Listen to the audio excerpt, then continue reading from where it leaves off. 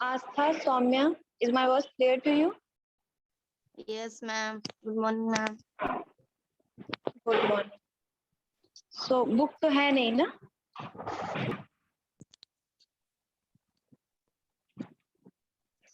है book? No, ma'am. चलो. So English grammar के टॉपिक को हम लोग पढ़ रहे थे. 10 सेंटेंस एक्सरसाइज हो चुका था ना 10 सेंटेंस वाला. नेक्स्ट हमको क्या करना था, rewrite the following statement as question. तो क्वेश्चन वाला कर चुके थे. He can fly an aeroplane, या फिर इसको इस सेंटेंस को क्वेश्चन में बनाना. जैसे देखो, she was wearing a blue frock, तो was what colour of frock she wearing, है ना.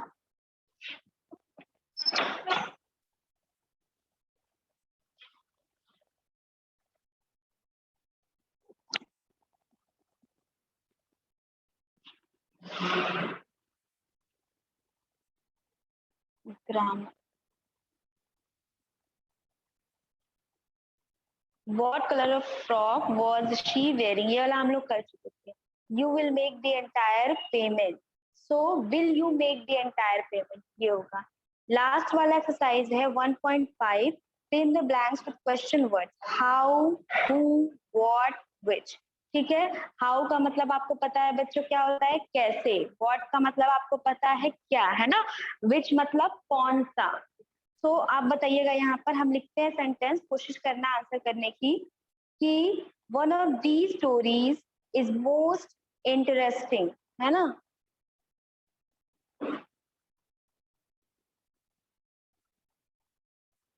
हाँ, one of these stories is more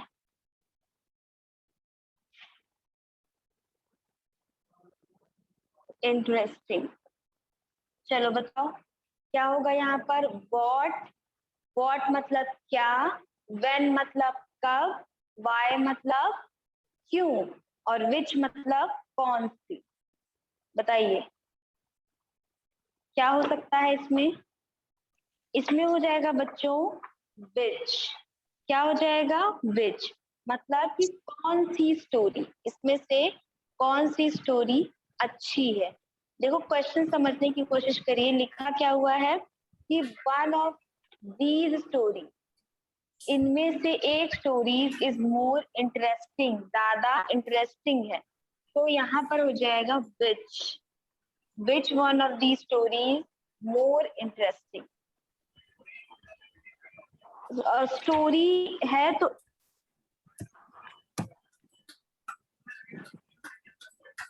हाँ, फिर has won the first position in the class. क्या होगा यहाँ पर, has won the first position in the class. अब यहाँ पर क्या होगा बच्चों कि हु, यहाँ पर क्या हो जाएगा, हु हो जाएगा. हु मतलब किसने, कौन. हु हैज, हु मतलब कौन या किसने.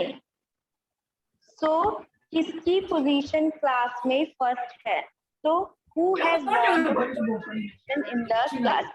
यही बच्चों आपके बुक का ये एक्सरसाइजेज है, यही आपको होमवर्क में दिया जाएगा, यही हो सकता है एग्जाम में आए. तो इसको केयरफुली देखना है और रफ कॉपी में लिखते चलिए. लिखते रहोगे ताकि जब बुक नहीं है तो भी हमको इजी हो जाएगा, अगर मान लो टेस्ट देना हुआ या कुछ. ठीक है. यहाँ पर है क्लास. नेक्स्ट क्या है सेंटेंस कि, हाँ नेक्स्ट सेंटेंस है dash is secret of his success. यहाँ पर है dash is the secret of his success, है ना. यहाँ पर हाँ व्हाट हो जाएगा. क्या हो जाएगा, व्हाट हो जाएगा. हाँ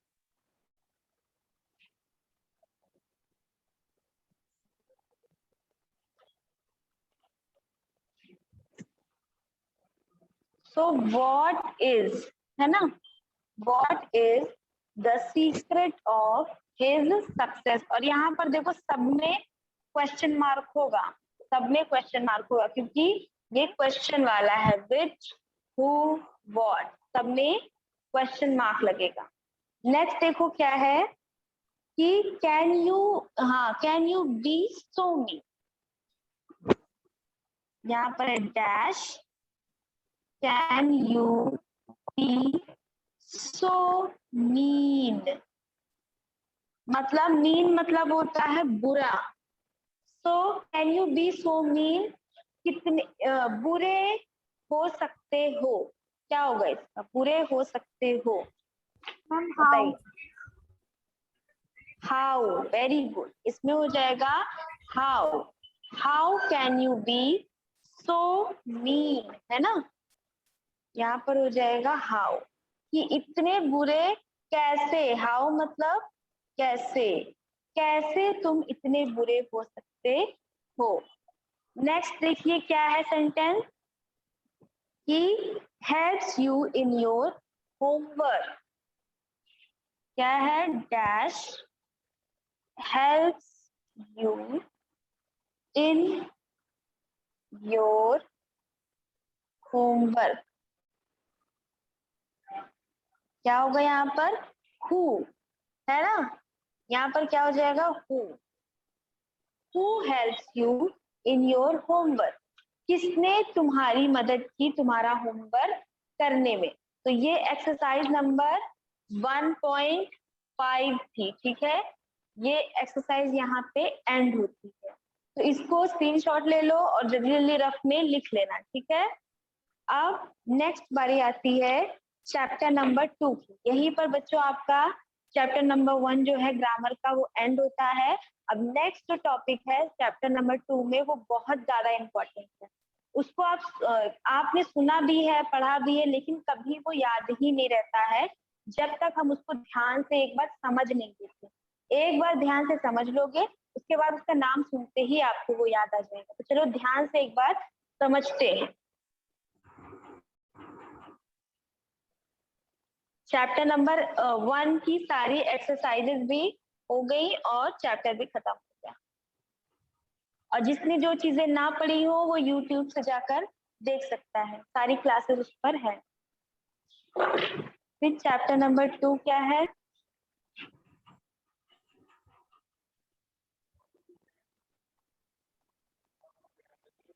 the phrase and the clause. किसको पता है बताइए, किसको याद है the phrase and the clause, कोई बता सकता है।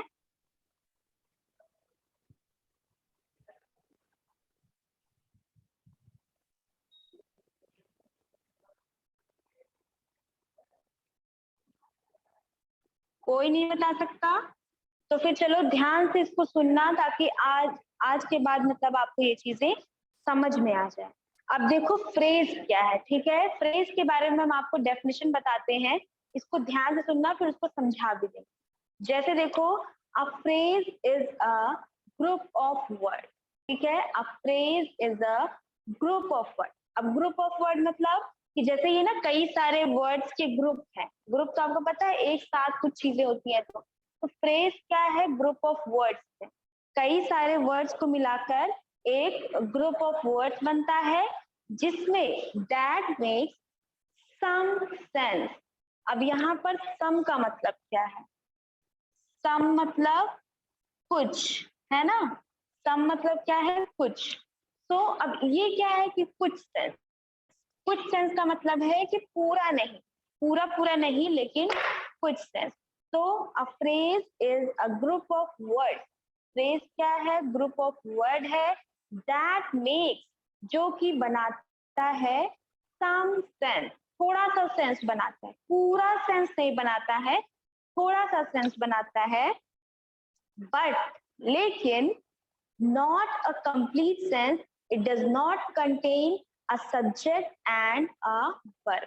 अब आपको हमने बताया है कई बार बच्चों कि एक सेंटेंस जो होता है उसमें सबसे मेन चीजें क्या होती है, सब्जेक्ट होता है और वर्ब होता है। जैसे कि अगर हमने लिखा है कि राम is reading, है ना, Ram is reading a book. Now tell me what is subject in this sentence. बताइए इस सेंटेंस में बच्चों सब्जेक्ट कहाँ पर? Ma'am reading. नहीं बेटा, वेरी रॉन्ग। कृति आप बताओ। Ma'am Ram is. Ram, good. So Ram is क्या है? सब्जेक्ट। क्यों? क्योंकि देखो ध्यान से ये चीजें कितनी बार बताई हैं, कैसे आप लोगों को याद रहेगी कि जो सेंटेंस होता है उसमें जो भी काम कर रहा होता है, मतलब जैसे कि मालिक नहीं होता है किसी एक हाउस का, एक मालिक होता है, ओनर होता है, बाकी सारे क्या होते हैं? उसके टेनेंट होते हैं। वैसे ही एक जो सेंटेंस होता है उसमें एक जो होता है वो मेन सब्जेक्ट होता है, हिंदी में जिसको कर्ता कहते हैं। और वो कैसे समझ में आता है कि वही सब्जेक्ट है? क्योंकि जो पूरा सेंटेंस है वो उसी के लिए होता है। अब इसमें सेंटेंस में क्या है? Ram is reading a book, मतलब कि राम किताब पढ़ रहा है। तो किसके लिए ये बात कही गई है? कौन इसमें कुछ कर रहा है? राम कर रहा है ना। तो राम क्या हो जाएगा? राम सब्जेक्ट हो जाएगा। और वर्ब क्या होता है बताइए? वर्ब क्या है?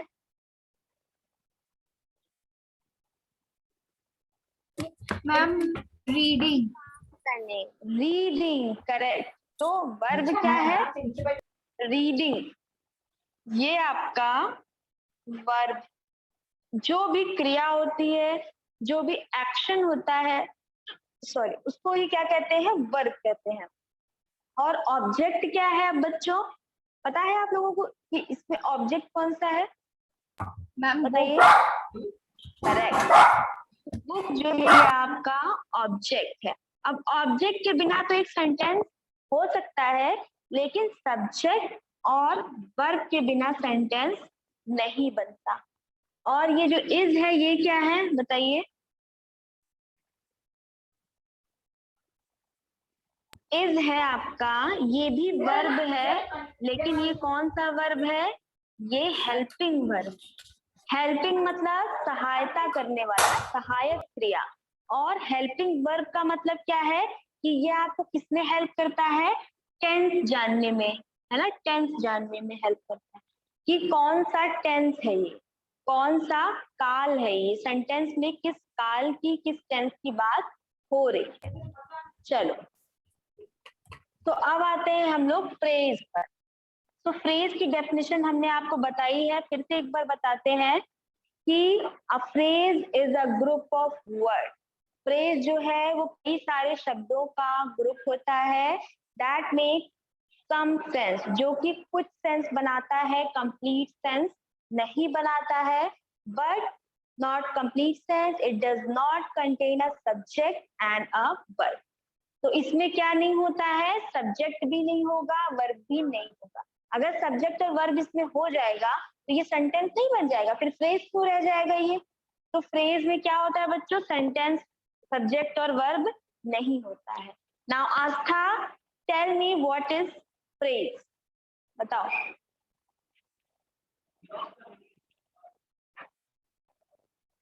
चलो बताओ आस्था, फ्रेज क्या है?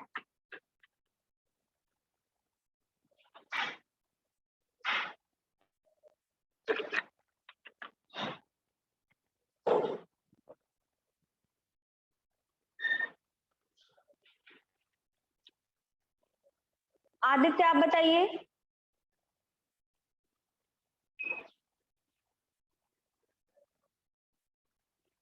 आदित्य, कृति, सौम्या बताओ फ्रेज क्या है? अभी भी बताया, जल्दी बताओ। A phrase is a group of हाँ। words that make some sense, not complete. Correct. A phrase is a group of words that makes some sense, not complete sense. और phrase में क्या नहीं होता है बताइए? मैम सब्जेक्ट और verb. Subject और वर्ब नहीं होता है ना। चलो नेक्स्ट एग्जाम्पल देखते हैं फ्रेज का क्या है कि इन द पोस्ट ऑफिस, ठीक है, इन द पोस्ट ऑफिस। तो अब यहाँ पर देखो समझ में क्या आ रहा है, इन द पोस्ट ऑफिस का मतलब क्या है कि पोस्ट ऑफिस में, ऐसा नहीं है कि इसका कोई अर्थ नहीं निकल रहा है या समझ में नहीं आ रहा कि बोला क्या जा रहा है, लेकिन इन द पोस्ट ऑफिस से आगे क्या, इसकी पूरी जो कंप्लीट सेंस की बात जो कही जा रही है, सेंटेंस में भी पता चलता है ना कि कंप्लीट सेंस क्या होता है, वो इसमें नहीं है, दैट इज फ्रेज। इसीलिए क्या कहते हैं इसको, फ्रेज कहते हैं, क्योंकि इसमें पूरा सेंस नहीं पता चल रहा है, ना तो देखो इसमें सब्जेक्ट है, ना तो कहीं वर्ब है, कोई क्रिया की बात भी नहीं हो रही है, ना तो किसी कर्ता की बात हो रही है ना। इन द पोस्ट ऑफिस में हमें मतलब समझ में आ रहा है कि पोस्ट ऑफिस में, लेकिन पोस्ट ऑफिस में क्या है, क्यों है, किसके लिए है, या कौन जा रहा है, कौन क्रिया कर रहा है, ऐसा कोई भी मेंशन इसमें नहीं है, ठीक है। तो ये आपका क्या हो गया, फ्रेज हो गया। नेक्स्ट एग्जाम्पल क्या है, विद ग्रेट डिफिकल्टी, है ना, with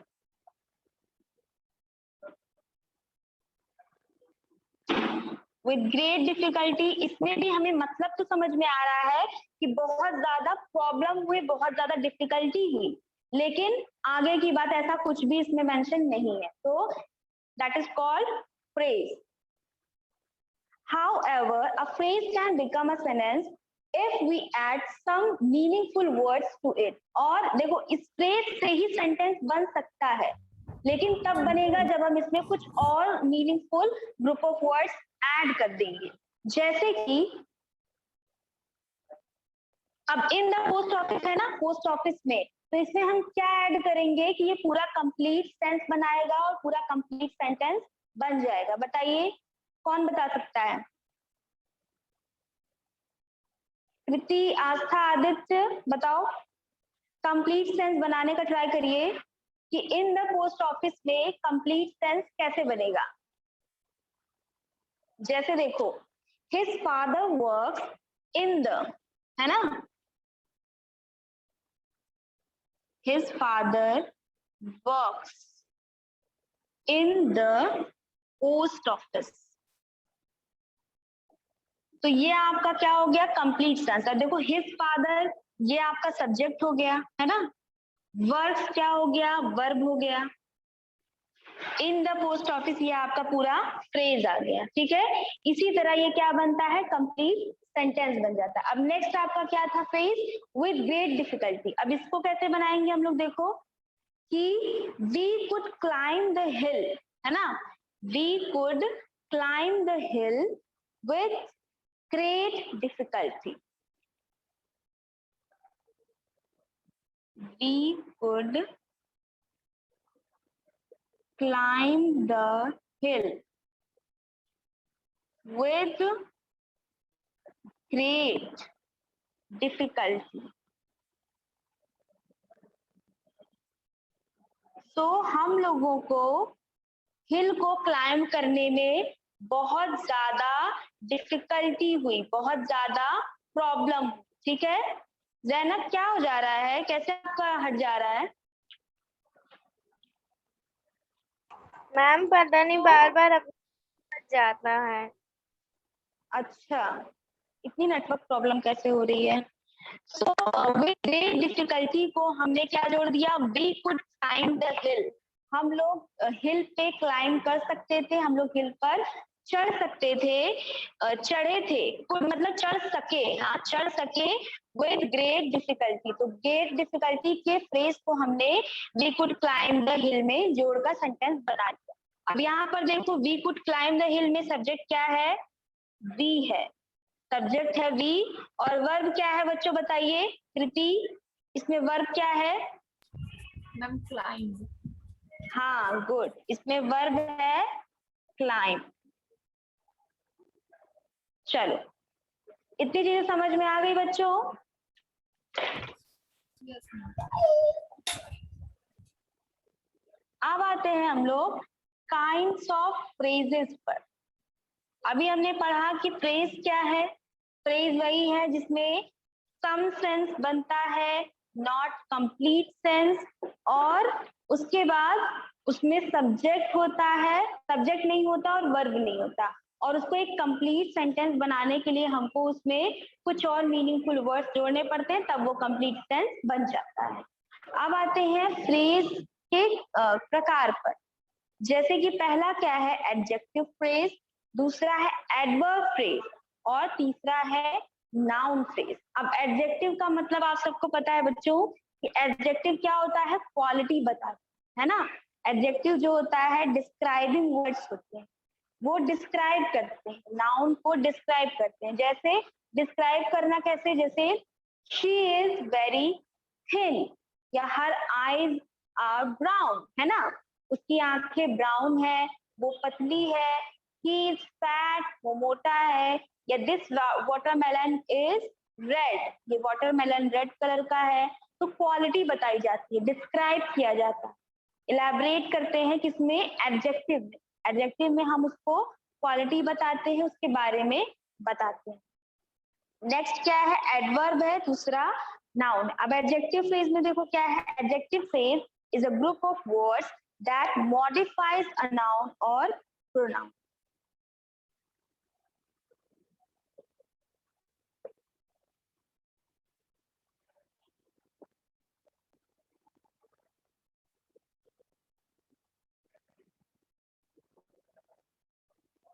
Words that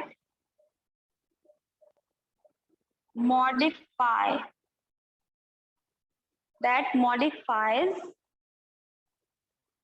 a noun और प्रोनाउन। ठीक है, तो मॉडिफाई का मतलब क्या होता है, जो किसी की क्वालिटी को और ज्यादा बताएगा, और ज्यादा खुलकर बताएगा। तो एडजेक्टिव फ्रेज वो है जो कि is a group of words, ऐसे ग्रुप ऑफ वर्ड्स हैं दैट मॉडिफाइज, जो कि और ज्यादा अच्छे से एक्सप्लेन करता है किसको, अ नाउन या फिर प्रोनाउन। नाउन या प्रोनाउन की क्वालिटीज को और ज्यादा मॉडिफाई कर देता है। जैसे my brother bought a car of white colour, है ना, my brother bought a car of white color। तो मेरे ब्रदर ने एक कार ली है जो कि किस कलर की कार है, वाइट कलर की कार, है ना। तो यहाँ पर देखो कार के क्वालिटी को, कार के एडजेक्टिव को और ज्यादा क्या कर दिया है, मॉडिफाई कर दिया है। ये भी तो कह सकते थे ना कि my brother bought a car, बस इतना भी तो एक कंप्लीट सेंटेंस हो जाता। ब्रदर सब्जेक्ट हो जाता, बॉट वर्ब हो जाता। लेकिन यहाँ पर हमने क्या किया है, एडजेक्टिव फ्रेज जोड़ा है। और एडजेक्टिव फ्रेज क्या है, car of white colour. Car of white colour मतलब कार है, किस कलर की है ये भी बताया है, वाइट कलर की है। समझ रहे हो ना कि car of white colour. Next देखो क्या है एग्जाम्पल, कि I have a laptop made of steel body. I have a laptop made of steel body, है ना। अब आई हैव अ लैपटॉप भी ठीक था, लेकिन मेड ऑफ स्टील बॉडी ये आपका क्या हो गया, एडजेक्टिव फ्रेज हो गया कि स्टील बॉडी का बना हुआ, स्टील की बॉडी का बना हुआ। क्या है मेरे पास, लैपटॉप है जो कि मेड ऑफ स्टील बॉडी, जिसकी बॉडी किससे बनी हुई है, स्टील से बनी हुई। समझ में आ रहा है बच्चों, एडजेक्टिव फ्रेज। जो चीजें ना समझ में आ रही हो एक बार बोल दो इसको, ताकि हम उसको दोबारा एक्सप्लेन कर दें, नहीं तो बार बार ये चीजें फिर याद नहीं रहेंगी। So the phrases of white color and made of steel, white color और made of steel tell us more about the nouns car and laptop। तो हमको made of steel और white color जो है ये हमको नाउन कौन सा, कार और लैपटॉप, ये नाउन है, नेमिंग वर्ड से कार और लैपटॉप, इनके बारे में, इनकी क्वालिटी हमको कौन बता रहे हैं, व्हाइट कलर और स्टील बॉडी ये बता रहे हैं ना। ये हमको मॉडिफाई करके बता रहे हैं कि कार और लैपटॉप की क्या क्या और क्वालिटीज हैं। सो Thus they are doing the work of adjectives and are known as adjective phrases. इसीलिए ये लोग क्या कर रहे हैं, एडजेक्टिव का काम कर रहे हैं और एडजेक्टिव फ्रेजेस का काम कर रहे हैं, ठीक है, क्योंकि ये हमको इसकी क्वालिटी को और ज्यादा मॉडिफाई करके बता रहे हैं। नेक्स्ट देखिए क्या है, adjectives can be expanded into adjective phrases. Adjective जो है वो एडजेक्टिव फ्रेजेस में कैसे बदलते हैं, जैसे एडजेक्टिव क्या है, अ जॉयफुल चाइल्ड, एडजेक्टिव है अ जॉयफुल चाइल्ड।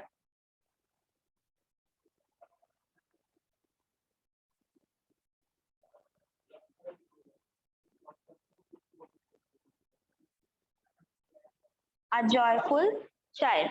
अब इसको एडजेक्टिव फ्रेज में कैसे बदलेंगे, a child of joyful nature.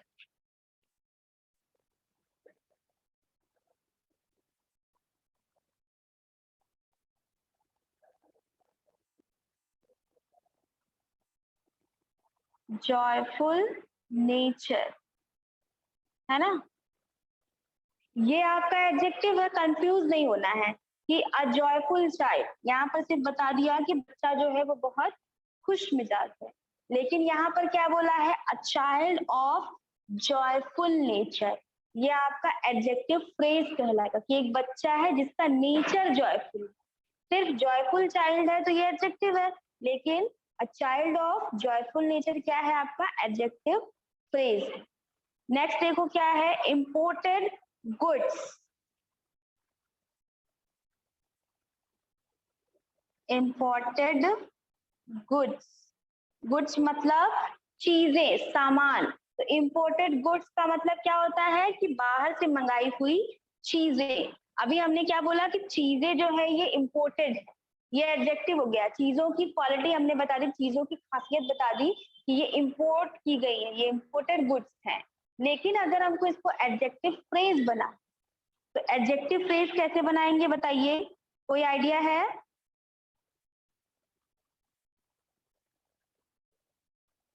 कोई बता सकता है?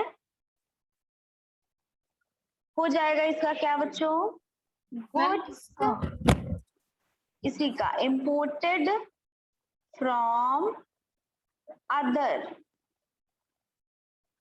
कंट्रीज, ठीक है।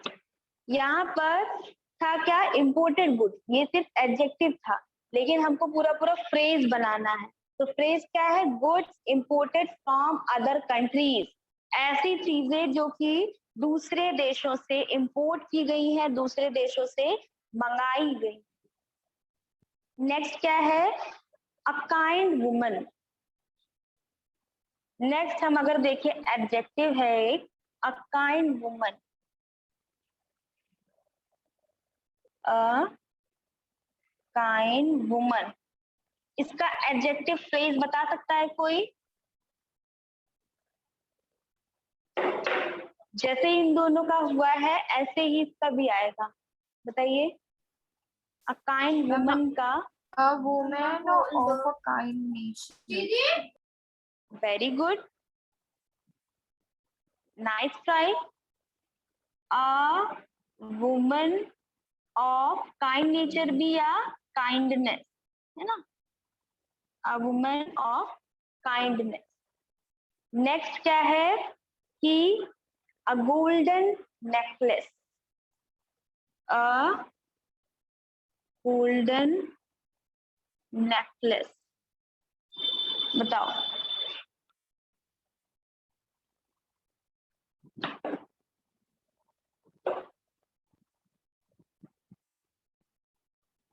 क्या होगा इसका, अ गोल्डन नेकलेस।